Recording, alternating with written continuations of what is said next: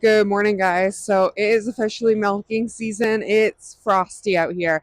I've got my hot, soapy water. I've got a rag in my pocket, and I've got an empty jar.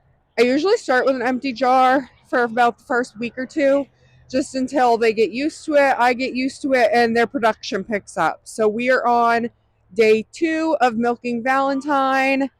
Baby Cupid, that's his name. I was gonna do a name reveal video, but I was like, I'll just wait until we do that. My daughter's out here helping me. Let me get situated, and we are gonna milk Mama and let Baby out.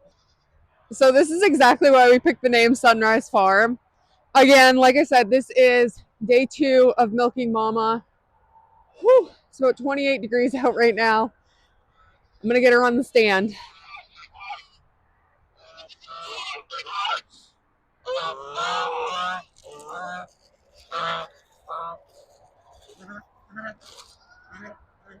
Come on, Mama. Come on. Come on.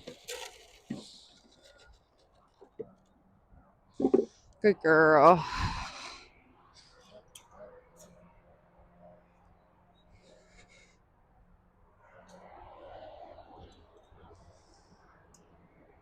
Oh my gosh, it is so cold.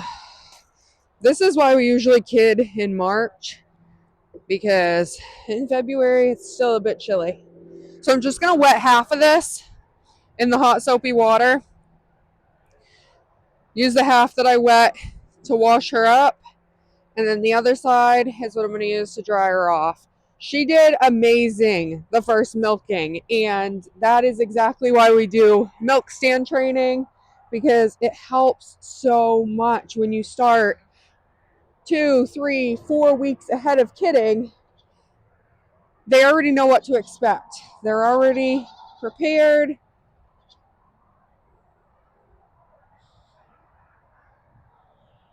All right.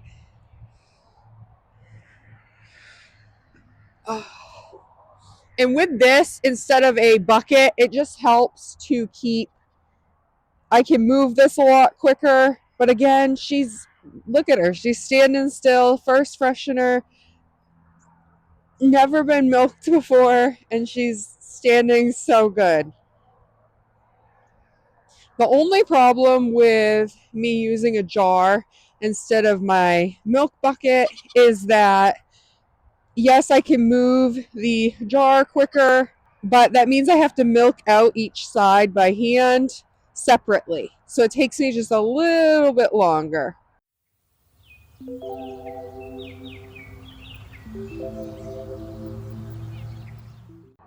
Yesterday we got uh, about 3/4 of a small mason jar. I'll actually put up on the screen. I took a video when I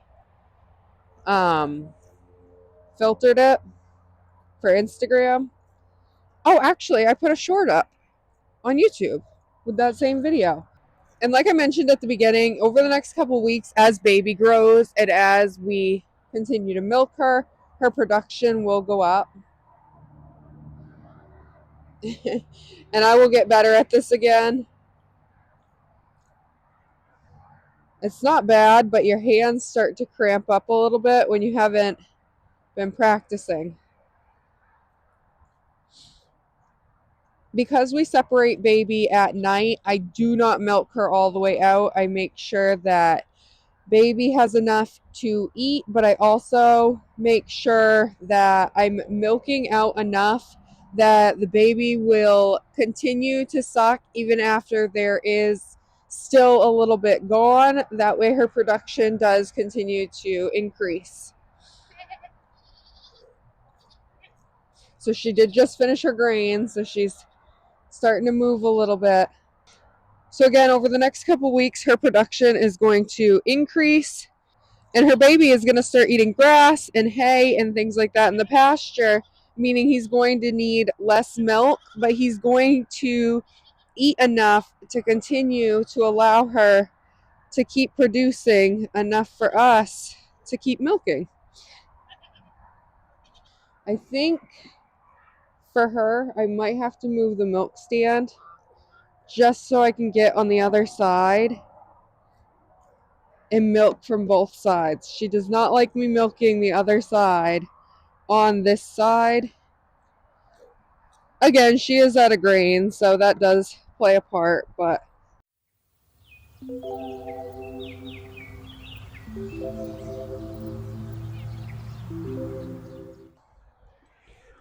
all right.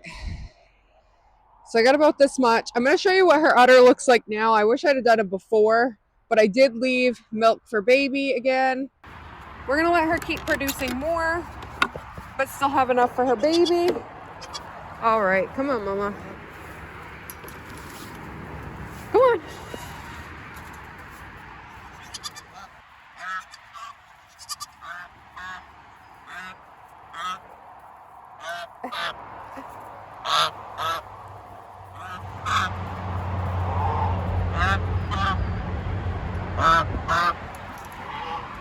Like I said, her udder is great.